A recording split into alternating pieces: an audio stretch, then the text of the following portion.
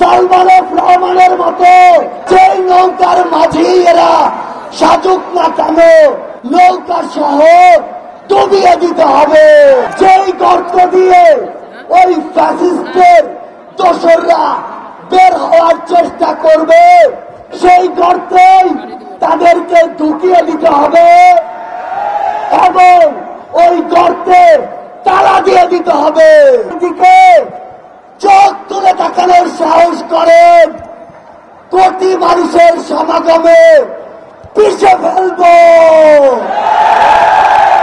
আমরা স্পর্শ করে বলে দিতে চাই এই বাংলাদেশ 16 বছর পরে স্বাধীনতার যে নতুন মুখ দেখেছে সেই মুখের দিকে কেউ যদি নজর দেওয়ার চেষ্টা করে তাহলে তার জায়গা আমাদের এই বাংলাদেশে হবে না।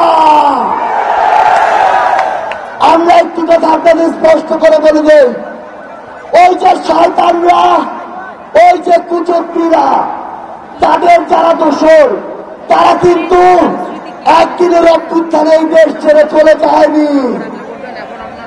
সালমান এফ রহমানের মতো ভণ্ড সেজে লুকিয়ে আছে আমাদের আশেপাশে। এদেরকে প্রতিহত করতে হবে। সবার জন্যই ভালো চপস্টিক ইনস্ট্যান্ট নুডলস, দারুণ স্বাদে সবার জন্য।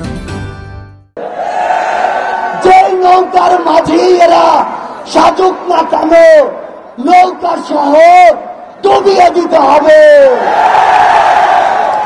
আপনাদেরকে স্পষ্ট করে বলি, আমরা আমাদের একটি ধাপ মাত্র পার হয়েছি।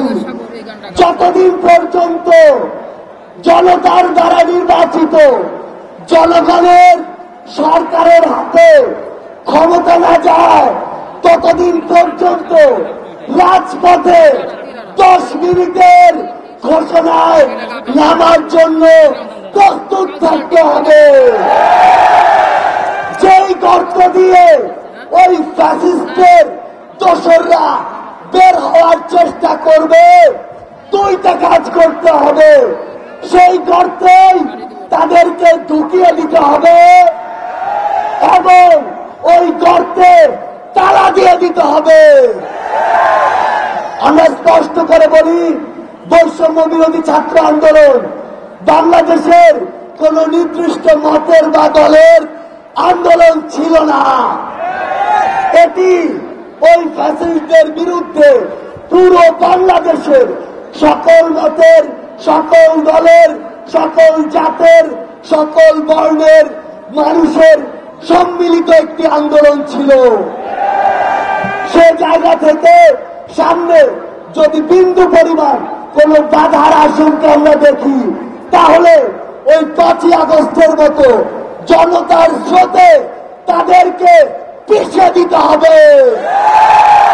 সবার সাথে এই রাজপথে যে কোনো সংকটে যে কোনো সংগ্রামে আবার দেখা হবে। সেই পর্যন্ত আমাদের এই সংগ্রাম, আমাদের এই লড়াই জারি থাকুক।